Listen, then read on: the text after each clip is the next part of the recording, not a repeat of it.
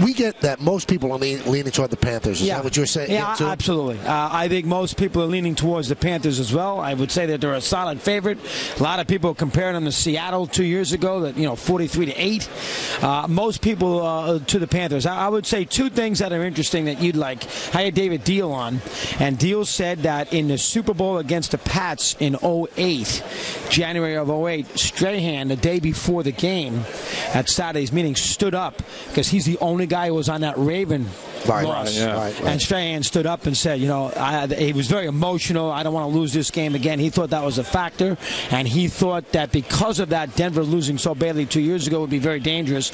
And Rich Gannon said the same thing. Rich Gannon works for us. He said the same thing. He thought that the fact that everybody thinks that the Panthers are going to win, he could see an avenue that Denver can get the job done. But most people, as you said, Mike, really think that Carolina's going to win the game. Now, the two 15-1 teams to win the Super Bowl, the 84 49ers, 85 Bears, those are almost forever teams. Correct, yeah. Can this Panther team be that if they win? That's an excellent. I didn't even realize that. This is the third 15-1 team in the game. Well, then there was the 16-0 Patriots that lost. Right. I don't think this team will be looked on that level. I mean, the Bears are an iconic defense. Right. Of course, you got Montana, Rice. Although Rice wasn't on that team. You got Montana, Clark. That was the best Niner team of all time, that team. I think so. They won a 5. That was the best team. Right. They beat Miami and everything else. Probably not on that level, but I think Cam will probably play well. He played decently in the championship game. He's been in enough big games.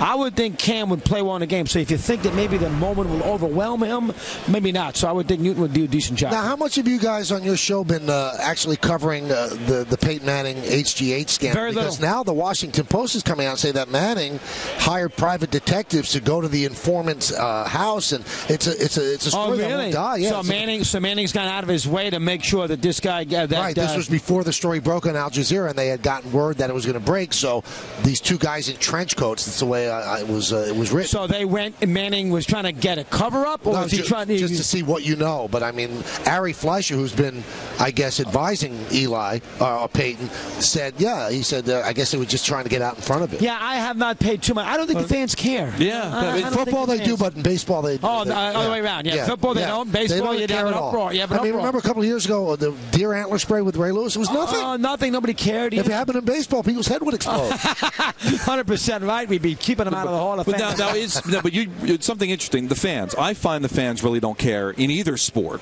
but there seems to be the protectors of baseball, the writers that make it a big story, that make it a big deal. The historical aspect is important to me. And in football, I just don't think the writers do a fantastic job, and they love their sport as much as the baseball writers, but they don't look at that they're toting the sport or have to protect the sport the way the baseball writers do. Agree. I think that's the biggest difference, because I'm finding a lot of baseball fans also don't care about the steroids. They want to see more home run. They're tired of it. The older fans, maybe a little different story. Fair. No, I still care because it's historical. Right. I think the football fan wants to see Manning playing a game. Right. Who wants to see backup quarterbacks? If they got backup quarterbacks, the game stinks.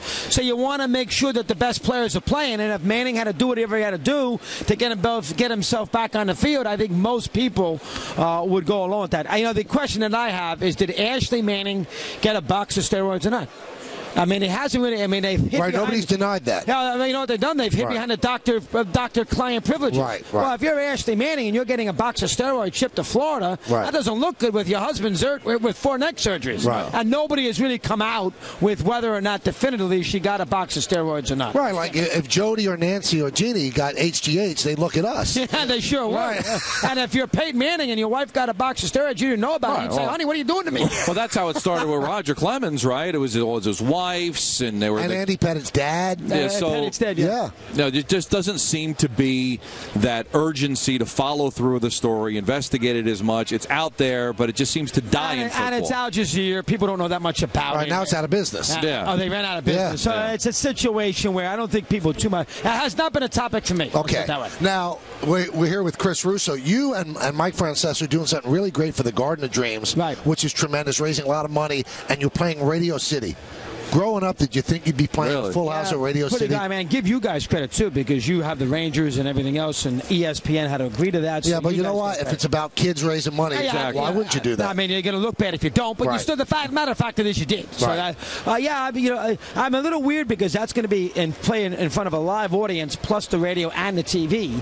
And you got to remember, you can't do it as a radio show or as a TV show because the people who were there paid for it. Right. So you have to do them first, which is the exact opposite the way you normally would do it. Right. People came to watch you guys do a show here. You wouldn't worry about them. You're worrying about the radio audience. Right. Here you're doing the exact opposite. You're worrying about the studio audience and not so much about the radio and the TV simulcast. Now, you and Mike, if you've been a guest on the show, but you think it's going to be weird, or will it be like just riding a bike? No, I think it'll be riding a bike. I think you got to get the format down. I mean, I know it's going to be weird. What do you do? Do you do sort of a best of Mike and the Mad Dog? Go back 20 years and sort of reminisce about what we did on the air?